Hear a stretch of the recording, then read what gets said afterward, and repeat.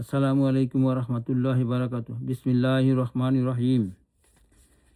হযরত আবু হুরায়রা রাদিয়াল্লাহু আনহু বর্ণনা করেন যে রাসূলুল্লাহ সাল্লাল্লাহু আলাইহি সাল্লাম বলিয়াছেন, যে ব্যক্তি জানাজায় হাজির হয় এবং জানাজার নামাজ হওয়া পর্যন্ত জানাজার সহিত থাকে, তাহার এক কিরাত সওয়াব লাভ হয়।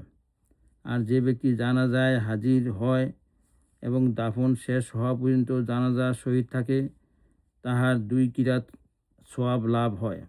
রাসূলুল্লাহ সাল্লাল্লাহু আলাইহি সাল্লামকে জিজ্ঞাসা করা হইল, 2 কিরাত কি?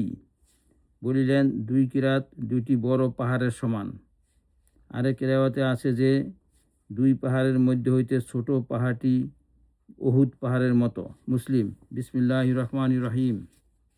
হযরত আয়েশা রাদিয়াল্লাহু আনহা বর্ণনা করেন যে নবী করিম সাল্লাল্লাহু আলাইহি সাল্লাম বলিয়াছেন, যে মৃতের উপর মুসলমানের একটি বড় জামাত নামাজ পড়ে যাহার সংখ্যা 100 পর্যন্ত পৌঁছে যায়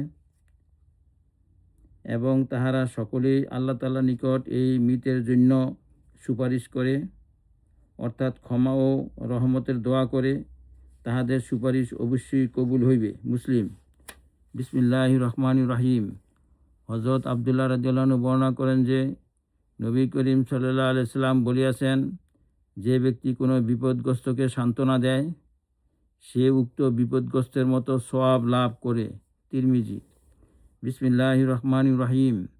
হযরত মুহাম্মদ ইবনে আমর ইবনে হাজম রাদিয়াল্লাহু আনহু বর্ণনা করেন যে নবী করিম সাল্লাল্লাহু আলাইহি সাল্লাম বলিয়াছেন, যে মুমিন তাহার কোনো মুমিন ভাইয়ের মুসিবতে তাহাকে সবর করার ও শান্ত থাকার জন্য বলে, আল্লাহ তাআলা কিয়ামতের দিন তাহাকে ইজ্জতের পোশাক পরাইবেন।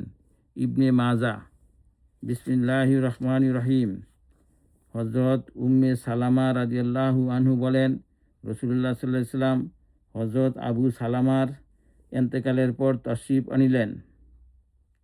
হযরত আবু সালামা রাদিয়াল্লাহু আনহুর চোখ দুটি খোলা ছিল।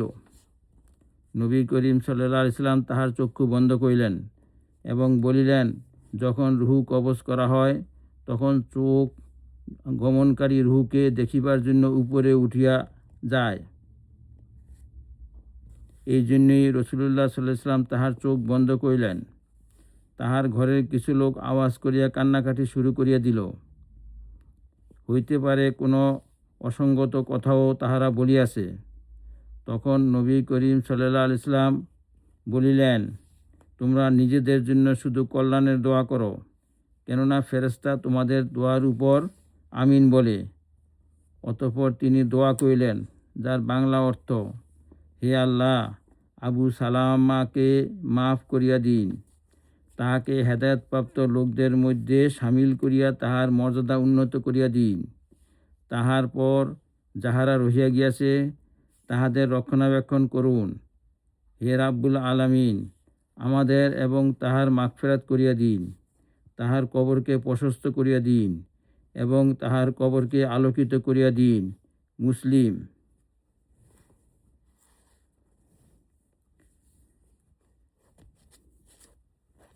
হে আল্লাহ, আমাদেরকে হেদায়েত দান করুন।